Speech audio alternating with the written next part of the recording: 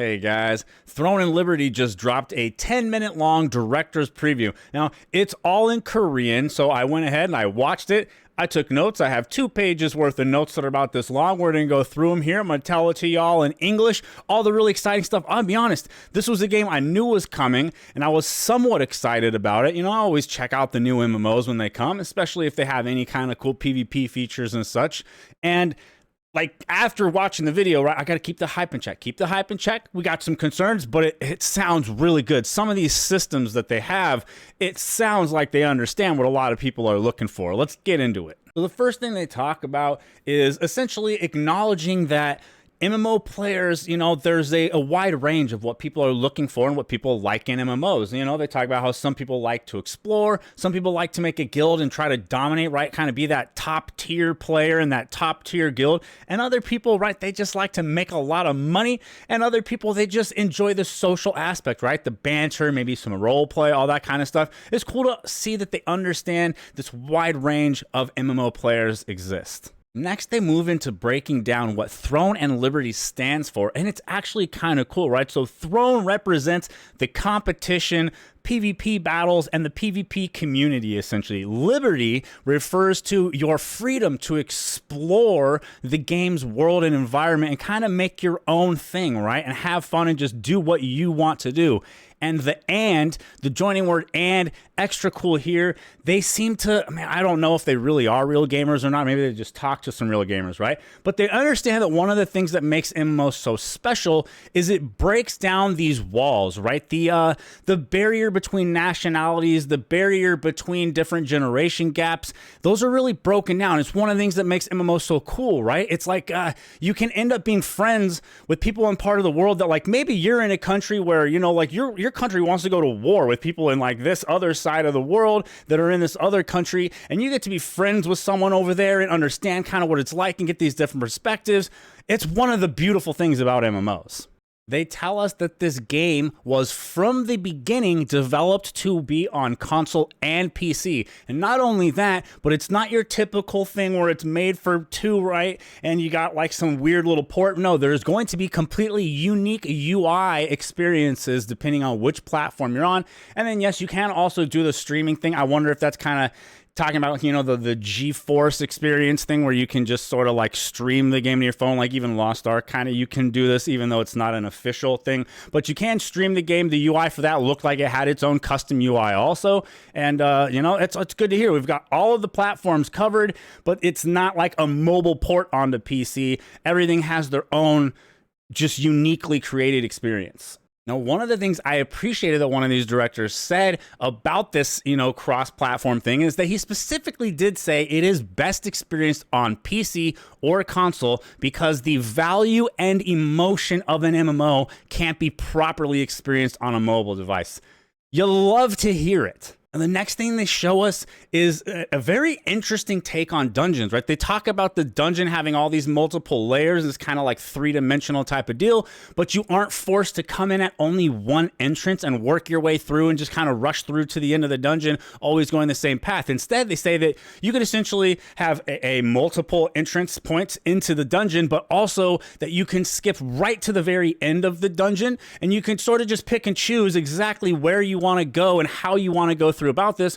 Then their hope is that, right, instead of the traditional thing where players just kind of enter and then you rush through the dungeon and try to get to the end thing, instead, like, you're able to make your own unique path, what you find most efficient, or you know, hit the areas you find best. And then also, it sounds like some of these dungeons are going to be PvP enabled, which for me, right, playing the Dark Age of Camelot and such recently, that was, you know, a big like, ooh, this is kind of interesting. But they specifically mention you could either lend aid or damage to the people that are on the other floors in this dungeon trying to get stuff done.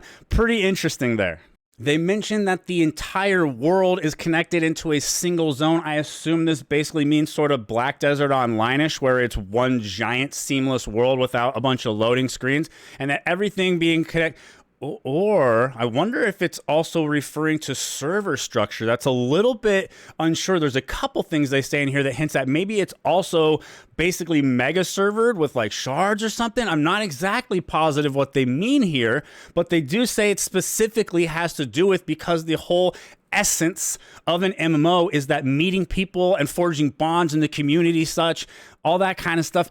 I'm a little, right, it's translations and such. I'm not 100% sure on this, but I'm hopeful. I have a feeling we're going to get like a mega server thing. There's not going to be everyone split up and separated into different servers and like, oh, my friend's on this server and it's locked. You know, this big problem that we have in New World. It sounds pretty exciting and hopeful here, but I'm not 100% positive. It looks like the day and night cycle is going to dictate quite a bit of events that kick off. And they mentioned that you'll be able to sort of plan out your events and kind of know the general gist of the events that are coming on. So you can plan things efficiently and such like that. But that weather system, right? We all know there's this unique weather system in here where it affects different spells, and even apparently just like the wind kicking up and such can affect stuff. And so you have like the day-night cycle is going to be your predictable, thing, and certain events are going to happen at certain times, stuff like that. But then the weather system and the wind and all this kind of stuff is going to come into play and essentially be that part where it's a little bit more of that exciting, oh, something just happened and now I have to quickly adapt on the fly.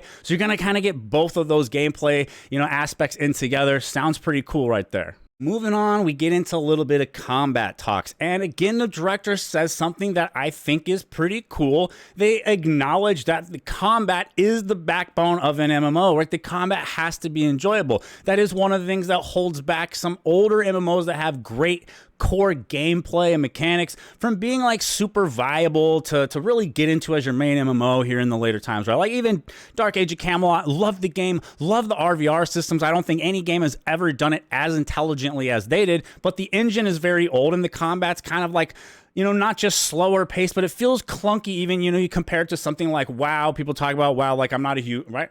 Tab target, not my biggest thing. I do like the action combat in New World, but it's smooth, right? It's buttery smooth. The responsiveness is there, and you can feel that when you play some of these older MMOs. It's not, right? So it's cool to hear them acknowledge this. And also, it sounds like they're pretty much jacking New World's weapons equal the roles and classes thing. And again, you combine two weapons to essentially create your class. You can switch them on the fly to take on, like whatever you need to pick up to, serve the next role, right? Whatever problem you're trying to tackle next. But it does look like we get more skills. I can't tell exactly. It looks like it might be different per weapon. Some of the weapons I saw for sure had at least 4 skills active when the weapon was out rather than only 3. And then others, it looked like there might have been more, up to like 6 and possibly even more. A little bit hard to tell. They didn't exactly tell us this, right? You're just having to kind of look at little hints in the UI and such that you're seeing. And a lot of the combat, right, because it's for a video, they were showing it with the UI off, so you couldn't even see that in most of it. Now, they didn't talk about there being a dodge mechanic per se. What they said is that each weapon has a defensive ability that, if you have good timing, will keep you safe and reward you. And they showed like an example, right, of some kind of caster weapon quickly timing some sort of bubble that blocked the next attack that came in, and then they followed up with an attack. So I wonder if there's not any basic dodge, but instead you have to utilize the specific defensives that each weapon has. And so between the two weapons, right, and depending on cooldowns, et cetera, that kind of thing. We'll have to wait and see exactly on that little bit right there. Next up, we get into some specific talks about PvP. Now, it does sound like there's definitely open world PvP and real incentive for open world PvP. Rejoice, those of us who have been wondering what the heck New World is doing, creating this 3-faction system game and then just sort of leaving the PvP by the wayside. So they talk about all of the different fields are essentially safe zones. Again, this kind of had a little bit of Daog vibes to me, right? Where like each realm, it's like you're in your safe zone, and then it's only if you voluntarily choose to go into the frontiers do you do the PvP, but it's all incentivized well. So there is always lots of PvP going on.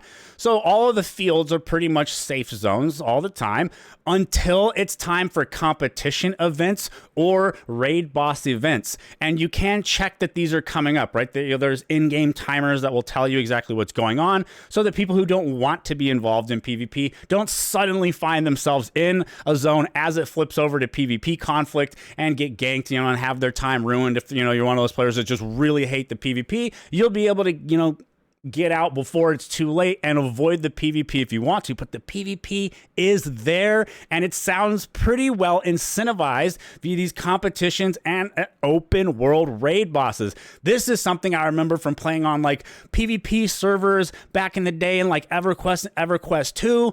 It was pretty cool going for a raid boss and like your guild's trying to get the boss, but you know, the other guild's trying to stop you. So you have to have like a whole second team helping out your guild, fighting the players while the, you know, the other forces over here fighting the boss. It was so fun. Great memories, right? Memorable things in MMOs.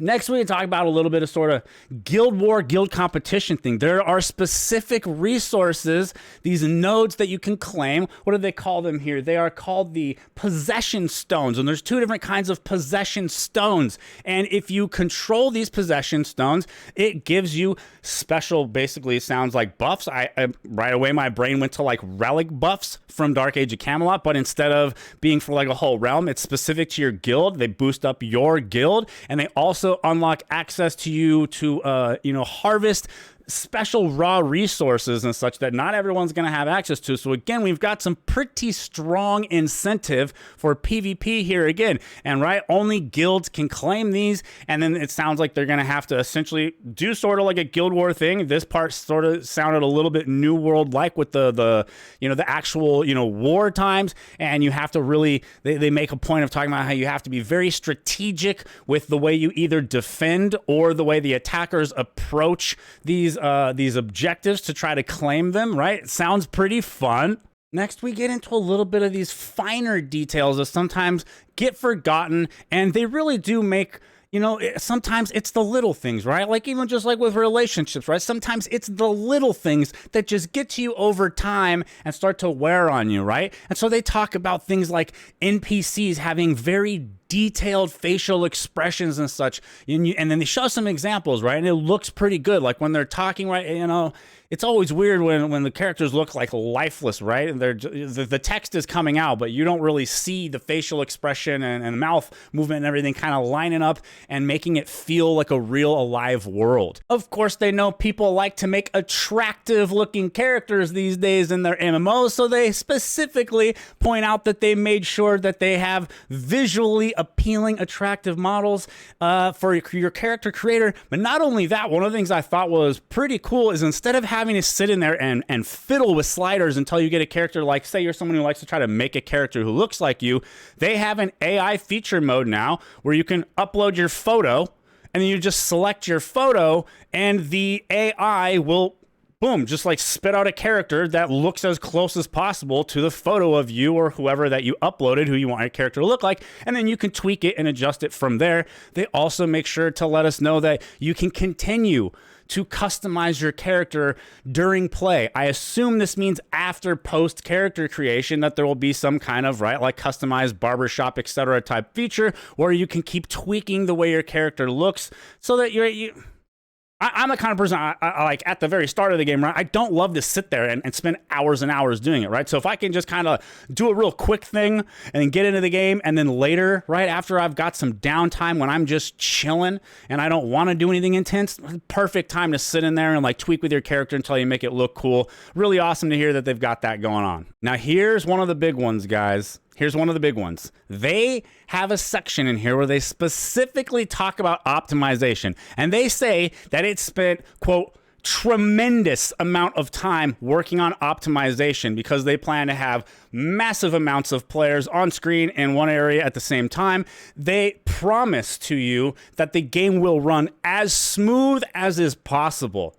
You love to hear it. We'll have to see it in action, but these are kind of like bold claims to make if your game's really not optimized well, right? Because that's something like you can't hide that, and it's also not super subjective, right? Like different sorts of systems and, whether people are going to love the PvP features and, all these different things. It's very subjective what people like. But something like optimization, right? If you're constantly getting desyncs and stutters, that's pretty objectively obnoxious and it stands out right away. They close it out with a sincere thank you to everyone who has been following the game and is looking forward to playing it.